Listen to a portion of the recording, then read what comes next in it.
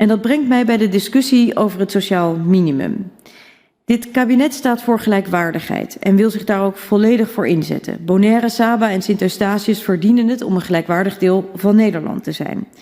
En dat zie je terug in de maatregelen die we nemen. Daar heb ik net ook al iets over gezegd. We hebben die 30 miljoen euro structureel beschikbaar gesteld om bestaanszekerheid van de inwoners te vergroten en armoede te verminderen. En een deel daarvan gaat ook naar de vrije uitkering, waardoor het mogelijk wordt voor de openbaar lichamen van de eilanden makkelijker zelf te kunnen kiezen op welke manier ze het werk voor hun inwoners kunnen vormgeven. Ik vind het ook goed dat alle maatregelen die in Europees Nederland gelden rond het verlies van koopkracht en energie worden doorgetrokken naar Caribisch Nederland. Er zijn dus maatgemaakte maatregelen die op korte termijn worden ingevoerd.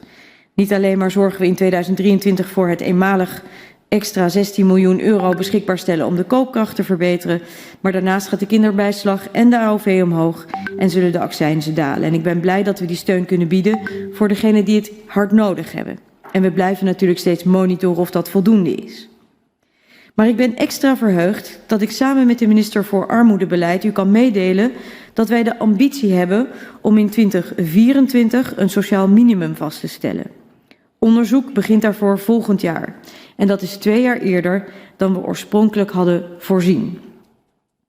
Daarbij is het, moet ik zeggen, ook steeds wel lastig om een vergelijking te maken tussen Europees Nederland en Caribisch Nederland.